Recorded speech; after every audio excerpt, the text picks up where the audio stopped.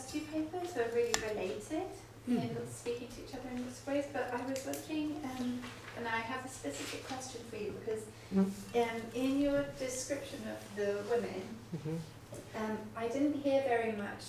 I mean, it almost felt like as if they came to their mission almost already with this drive, and as you said, it happened to her when she was a very young girl.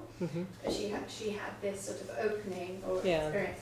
And I was just wondering if in any of their accounts they also talk about the conditions in which the kind of conditions they experienced in the field in those places also forced them to seek a kind of paradigm shift, or if they actually talk about, the experience of being in those places and confronting those institutions as also being something that forced them to think outside of the paradigm that they. No, absolutely. That has everything to do with the dynamics of their paradigm shift and the changing. Because obviously, I mean, initially, what's interesting about this congregation is that this kind of typical paradigm of East and West or European congregation, and then they go out in the mission. That sort of collapses almost from the beginning, and much of their practical or much of their experience, of course, comes from the missions, which does inform how they think. And Anna Dengel from the beginning, for instance, said, okay, forget it. I mean, we're going to be doctors within the church. So forget the rings. We are not wearing the rings because that's impractical. When you're a surgeon, how are you going to have the rings? You're going to lose them. So their concern was always coming, it's almost like bottom up, it was driven by the practicalities of the work that they did. And when you have to deliver a baby on a liter of water, then, whether there's prayer time in the morning or there's prayer time in the evening is of little consequence. So in that sense, I think a lot of what they believe in, but at the same time, they really claim this notion of being women, being Catholic, being within the church, and they reclaim it for themselves, and they won't let go of that. Because even in their history, the Vatican, but also within the congregation themselves, there was a huge fallout after Vatican II. I mean, the numbers dropped from 700 to 500 immediately because women did not relate to their congregation anymore. It was too much of a crisis thing. And the Vatican would say, why aren't you just a secular movement? You have clear issues with obedience. And yet they've managed to somehow get through all those crises.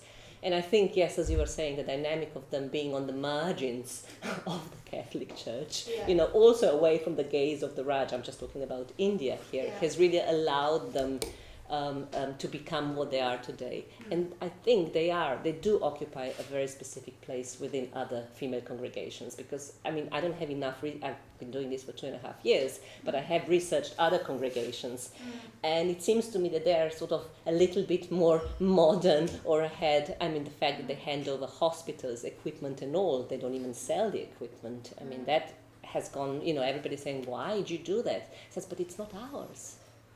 It's not ours.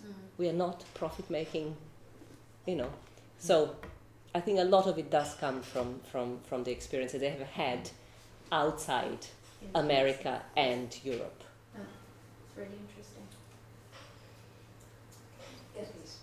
Yeah, thank you very much for your papers.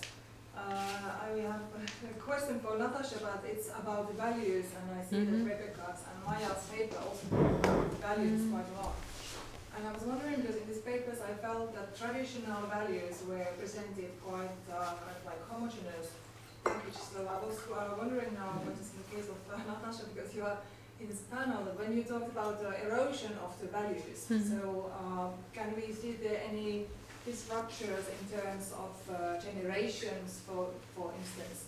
And I'm also interested in the role of sort of power hierarchies, thinking that, for instance, Albania, similar to maybe to Mongolia, has lots of investors who are doing the construction works, and there are many international transnational actors like UNESCO or many others, and they have their own power games, like internal and between them. So how does this relate to these values? Like, are the values kind of like quite homogeneous package? Do people, how these visionaries think of this kind of very complex picture.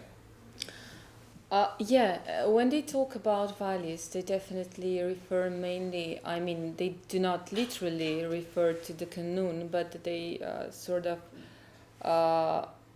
that's why my paper was full of these Albanian expressions, which are really important because they have like this precise, very important value, which is promised, trust, Anna, and it bets a lot of things. And it's sort of embedded also in the legends, it's in the mythology, Albanian mythology. So it's more like ancient values that they refer to the old Kanuni. So it might be like a kind of a sort of really far away, something far away that do not relate to the communist past, which is still under this, they still have not overcome the trauma which is going on nowadays, as I see it. So it's very interesting question how it is. But whereas as regards to the power hierarchies, in a way they sort of like fancy all this foreigner capital that is coming, which I find really appalling, and which is speaking differently than Maya's ethnography from Serbia. They where they don't fancy this foreigner investment capital, either being European or American. I had to skip this chapter from, this sort of paragraphs from my paper. But it's like this foreigner capital is it's like a messianic movement. It's something that it came with giving them presents, and they're like taking them, and it's something that is not part of this past values, and it's something totally different and related more. Which I didn't have an opportunity to mention, and perhaps it would more relate to your papers, which is, I just mentioned briefly, this destiny thing, which is in Albanian language Fati, that relates to the paganism and to this also, which is written in this code of rules, Kanuni, and the evil eye accusations, evil eye magic, etc., etc. So it's like this sort of power, in terms of power hierarchies. It's more interesting. What I wanted to point it out in my paper is this continuity, how it stays this kind of a big man. How it stays like authority, male authority from being a patrilineal father.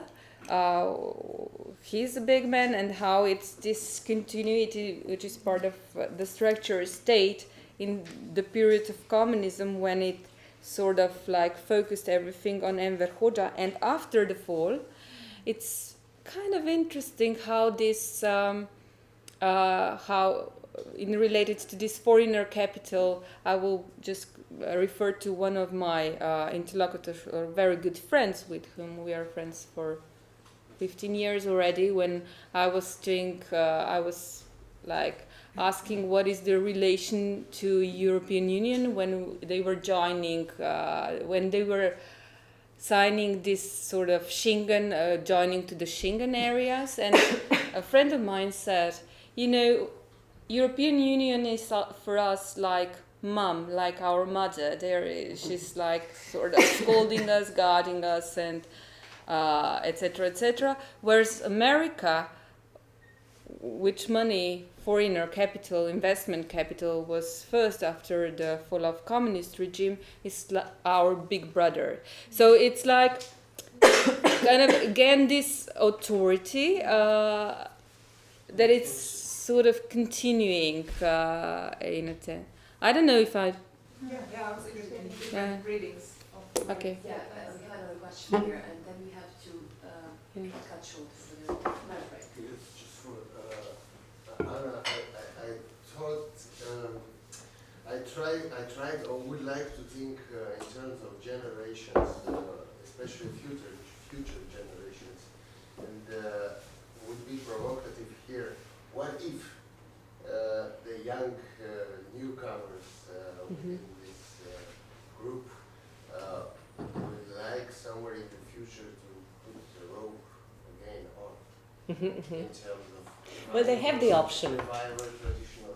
You see, they have the option. Vatican II actually gave them the option. You can wear lay clothes. In India, for instance, where I went, there are still some elderly nuns who have decided to keep the habit. For them, their identity comes also with the dress, and that's fine. And then the younger generations, you know, when Vatican II was first launched, I mean, there was a real problem because the younger generations were apparently wearing bikinis and short dresses because it was the fashion of the time, and then there were the elder ones saying, my God, I mean, I'm a nun, I want to wear a habit.